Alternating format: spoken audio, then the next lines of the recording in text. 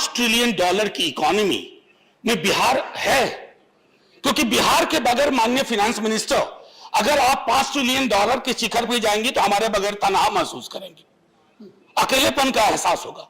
मैं अभी जब बाकी सदस्य बोल रहे थे या जब मोशन मूव किया ऑनरेबल फाइनेंस मिनिस्टर ने, तो मैं सोच रहा था कि गांव में या छोटे शहरों में बैठा व्यक्ति अगर टेलीविजन पर यह देख रहा होगा कि अप्रोप्रिएशन बिल पे चर्चा हो रही है, तो उसके लिए अप्रोप्रिएशन बिल और इतने लाख करोड़ उसके लिए मायने नहीं रखते हैं। वो अपना संदर्भ देखना चाहता है कि मेरी थाली में इसका क्या हिस्सा आ रहा है, मेरी थाली का वजन बढ़ रहा है या घट रहा है, मेरे पड़ोस में क्या हालात हैं, मेरा बच्चा जो प्रतिदिन निकलता है घर से रोजगार की तलाश में और शाम को वापस घर आता है और उसके हाथ में सिफर है, शून्य है, तो अर्थव्यवस्था और अर्थतंत्र को हम आम इंसान के नजरिए से अगर देखें सर, तो हाहाकार का विषय है।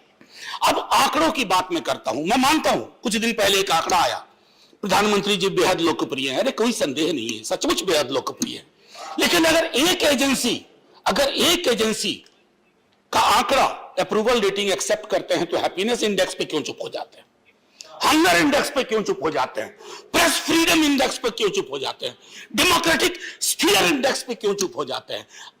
सांख्यिकी के साथ साथ एक अद्भुत चीज है कि उसका इस्तेमाल कई दफा लैंप पोस्ट की तरह लोग करते हैं, जब शराबी लड़खड़ाने लगता है ना तो लैंप पोस्ट पकड़ लेता है। तो मैंने कहा रहा सर, ये कोट है कि लैंप पोस्ट की तरह भी स्टैटिस्टिक्स का उपयोग होता है ताकि आप लड़खड़ा के नीचे ना गिरे। सर, मैं अभी एक चीज सोच रहा था कि आप इन्फ्लेशन को लेके, कई सदस्यों ने कहा मैं 6.7 हो गया फरवरी में, ये नहीं कहूंगा, ये हम आप भी महसूस कर रहे हैं और हम तथाकथित ऊपरी तबके के लोग हैं।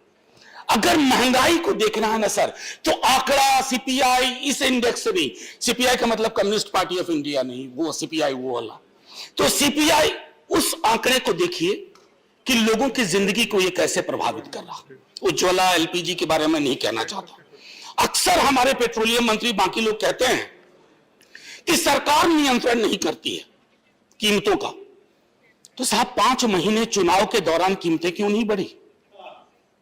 अगर 5 महीने चुनाव के दौरान कीमतें नहीं बढ़ी तो इसका मतलब है कहीं ना कहीं सरकार के सरोकार का ताल्लुक है, तो आप ये रिलीफ लोगों को दीजिए ना। मध्यम वर्ग की कमर टूट रही है सर, उसकी सेविंग्स को देख लीजिए, कोविड ने सब कुछ डिस्ट्रॉय कर लिया।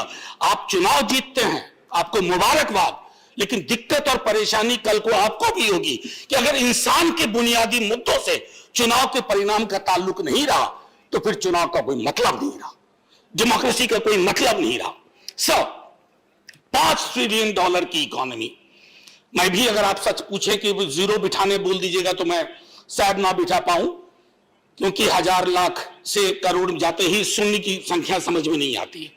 लेकिन सर, ये $5 ट्रिलियन की इकोनॉमी में बिहार है, क्योंकि बिहार के बगैर माननीय फाइनेंस मिनिस्टर, अगर आप $5 ट्रिलियन के शिखर पे जाएंगे तो हमारे बगैर तनहा महसूस करेंगे, अकेलेपन का एहसास होगा।